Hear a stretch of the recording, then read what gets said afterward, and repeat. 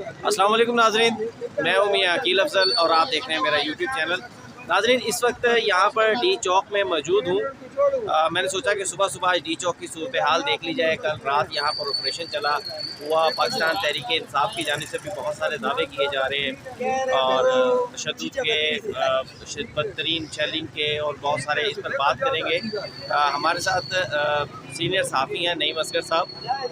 कल रात इन्होंने तकरीबन सारी यहीं पर गुजारी है और मैं हैरान हूँ कि अभी भी यहाँ पर खड़े हुए हैं।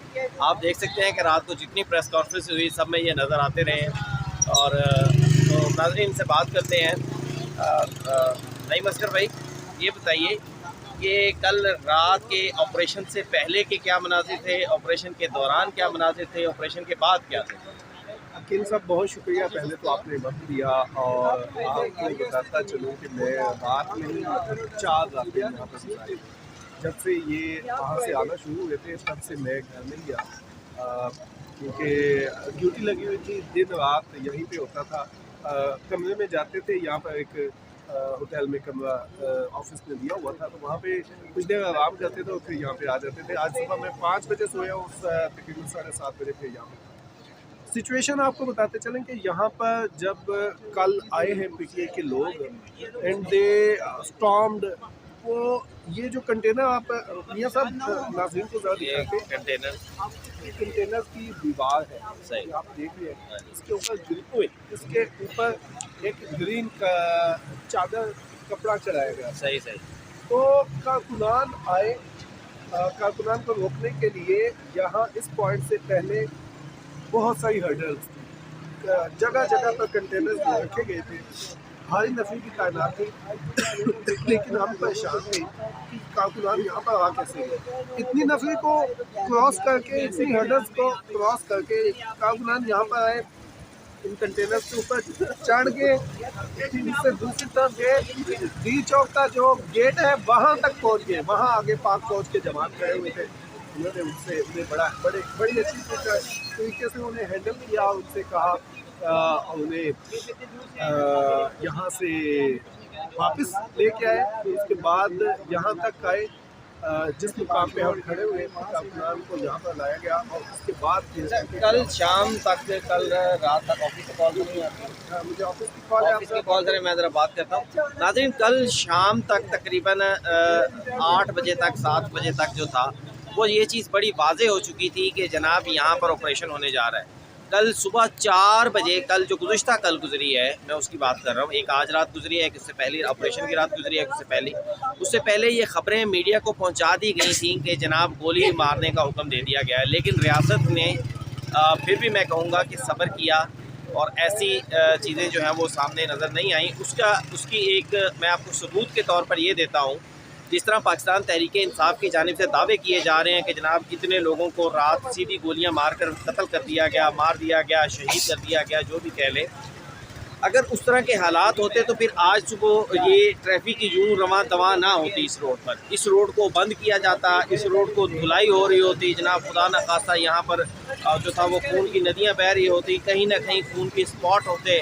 क्योंकि इतनी सफाई तो कहीं पे भी नहीं ना हो सकती कि एक रात में, अंधेरी रात में जो है वो 2-4 घंटों में ये सारा कुछ कर लिया जाए। तकरीबन 2 बजे के करीब जो था ये ऑपरेशन क्लियर करके यहाँ पर प्रेस कॉन्फ्रेंस। ये साहब, मैं आपकी बात को थोड़ा सा आगे बढ़ाऊंगा। जी ये जो आपने बात की ना कि इतनी लाशें, इंटीरियर मिनिस्टर भी बारहा ये कहते हैं कि हम उस नहज पर नहीं जाना चाहते। उस नहज का मतलब ये था कि गोली नहीं चलाना चाहते। अगर यही काम ब्लड शेड यहाँ पे करना होता, मतलब बन्ने मारने होते, तो वो 26 नंबर चुंगी पे नहीं हो सकता, पटक के पुल पे नहीं हो सकता था। वहाँ पे नहीं किया तो यहाँ पे आके करना था। मतलब ये आउट ऑफ सेंस है ना, दिस डजंट मेक सेंस। अगर इन्होंने बन्ने मारने थे, एक प्रेसिडेंट दूसरे मुल्क का यहाँ पे आया हुआ है और उनके होते हुए लोगों को यहाँ पर आने देते, यहाँ पे आके फिर मैस किलिंग करते, लोगों को मारते, ये समझ में नहीं आता। तो मेरा नहीं ख्याल कि कोई किलिंग में हम 4 रातें मतलब नहीं। लेकिन मैं नहीं साहब, मैंने एक लिस्ट देखी है पॉली क्लिनिक हॉस्पिटल की जो शेयर की जा रही है 28 जख्मियों की, और उनके आगे लिखा हुआ है कि इन सबको जो बुलेट्स लगी हैं ना वो रबर बुलेट्स गाल पर लगी हैं। अगर वरना एक हकीकत ये है नहीं साहब, अगर मैं बात करूँ कि अगर 28 जेन्युइन गोलियाँ लगी हो ना तो मेरे ख्याल से 28 में से शायद खुदा ना खास्ता तो 20-25 लोग जाते। यस, ऐसा नहीं हो सकता कि आज जेन्युइन गोलियाँ 28 लोगों को लगी जाएँ और उनमें से सिर्फ 2 जो है। हाँ, रबर बुलेट से ये होता है यकीनी तौर पर किसी की आंख ज़ाया, किसी का नुकसान ऐसा ज़रूर हो जाता है। लेकिन बात यह है कि रियासत की जानिब से, स्टेट की जानिब से अगर ये ना किया जाता तो इसकी ऑप्शन क्या थी? दूसरी ऑप्शन क्या थी? अगर ये ऑपरेशन कल ना होता नईम साहब, तो फिर दूसरी ऑप्शन क्या थी? हुकूमत घर चली जाती। कितने हज़ार लोग थे ज़रा ये तो बता दें यार। लोग हज़ार तादाद पर बड़ा कन्फ्यूजन है, लाखों की तादाद भी बताई जा रही है, कुछ लोग हज़ारों की तादाद भी बताई जा रही है। तादाद कितनी? मियां साहब, बात ये है तादाद, व्हाट आई फील, ये मेरा अपना तज्जिया है, तादाद मैटर नहीं करती। तादाद अगर यही हो तो कल को कोई पूरा एक सूबा आ जाए और ये कहे कि जनाब ये एटम हमें दे दे, ये आपके पास नहीं होना चाहिए, तो क्या आप दे देंगे? नहीं, चीज़ें मैटर करती हैं। एक रूल है, लीगल फ्रेमवर्क है। मतलब कल को कोई भी एक जत्था लेके आ जाए, मतलब 15-20 हज़ार लोग को बंदा लेके आए और वो कहे कि ये मुल्क मेरे हवाले करे, क्या आप कर देंगे? ये सेंस नहीं बन रही ना। ये या मेरा फलां मुल्ज़म कल तो तालिबान एहतजाज के लिए आ जाए इधर जनाब, खड़े हो तालिबान जाए। कहेंगे कि हमारे बंदे छोड़े। हमारे बंदे छोड़े ये तो जनाब। हाईजैकिंग होती है ना, कि आपने क्या किसी का हाईजैक कर लिया, उसके बाद कहा कि हमारे दोस्त इमरान खान को लेकर आए यहाँ पर। और फिर हम ये अच्छा, आपने कोई ऐसे मुनासिब देखे बुशरा बीबी और गंडापुर के भागने के कोई ख़ास तौर पर जो थे, जो मेन लीडर थे जिनकी जानिब से नारेबाजी की जा रही थी कि जनाब बुशरा बीबी ने तो हलफ भी लिया था लोगों से कि मैं आखिरी बंदी होंगी। क्या बुशरा बीबी वाकई वो आखिरी औरत थी जो यहाँ से गई? मियां साहब, मैंने अपनी आंखों से नहीं देखा। आप बहुत सारी चीज़ों को ना इधर उधर कर रहे हैं नईम साहब। मियां साहब, बुशरा बीबी आखिरी खातून नहीं थी, इतना तो मुझे भी पता है। यस, मैं बल्कि वो पहली खातून थी मेरा ख्याल है जो भागी है यहाँ से, मैं क्योंकि उनके बारे में खबर ये आ रही थी कि जनाब वो और गंडापुर साहब पहले भागने वालों में से थे। कारकुनान में से कुछ लोग थे जो कह रहे थे कि नहीं जनाब अभी हमें रुकना है, लेकिन जब लीडर भाग गए तो फिर कारकुनान ने कहा अब हमने क्या रुकना है। मियां साहब, मैं कल भी ये बात कर रहा था कि मुझे ना उन लोगों पे तरस आता है, या मेरी हमदर्दियाँ उन लोगों के साथ हैं जो अपना स्ट्रॉन्ग, अपना क्लियर बिलीफ लेके आते हैं किसी पार्टी के लिए और यहाँ पर आके उनके लीडर्स उनको यूज़ कर जाते हैं। या माज़रत अगर पीटीआई के लोगों को बुरा लगे, ये मेरी थिंकिंग है, मैं गलती हो सकता हूँ आपकी नज़र में, लेकिन आपको कोई बंदा लेके आता है और वो कहता है कि मैं आपके साथ चलूँगा, आपसे हलफ लूँगा। गंडापुर साहब यहाँ पर आए और यहाँ पर आके वो अपनी गाड़ी में आए, बाकी सारे लोग जो हैं वो सोचते बर्दाश्त करते हुए आए, वो आए और उसके बाद वो अपना काम निकाल के चले गए। कारकुनों का किसी ने नहीं पूछा। कल भी ये हुआ, बुशरा बीबी, अली अमीन, गंडापुर साहब यहाँ से गायब हो गए और उसके बाद जो कुट पड़ी, जो बाल पड़ी इन बेचारों को, पीटीआई के लोगों को, उनकी गाड़ियाँ आप देखें, 2-3 दर्जन गाड़ियाँ उनकी खड़ी हुई हैं, कीमती गाड़ियाँ, वो यहाँ पे रह गई। उन बेचारों का क्या कसूर है? तो लीडर्स खुद गायब हो गए और उसके बाद ये ऑपरेशन ख़त्म हो गया या जारी है? मेरी मालूमात के मुताबिक कि अब जनाब इन लोगों को ट्रेस भी किया जाएगा। जो वज़ीर दाखिला ने कहा था ना कि 2000 के करीब लोग हैं, ट्रेस कर रहे हैं उनको, तो इन लोगों को ट्रेस भी किया जाएगा। जिस तरह 9 मई के बाद भी एक कार्रवाई जारी हुई थी और लोगों को पकड़ा गया था, मेरे ख्याल से अब ये फैसला किया गया है। मेरी राय है, आपके पास जो इन्फॉर्मेशन है आप शेयर कर दीजिए। अकील साहब, बिल्कुल आपने ठीक कहा, आपकी इन्फॉर्मेशन ठीक है।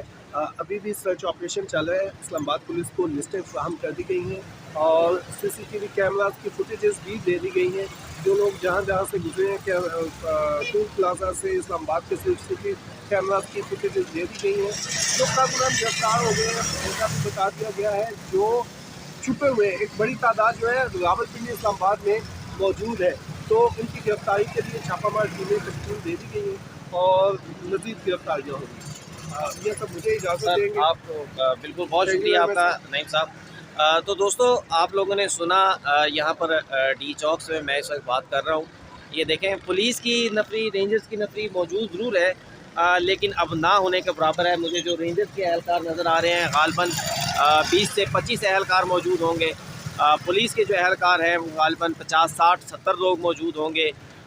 लेकिन अच्छी चीज़ ये है कि मैंने इस पर रात सारी भी सोचा है कि अगर ये ऑपरेशन ना किया जाता तो फिर क्या होता। ये सोचने वाली बात है ना, क्योंकि पाकिस्तान तहरीक इंसाफ के लोग तो मजलूम भी बन रहे हैं, रो भी रहे हैं।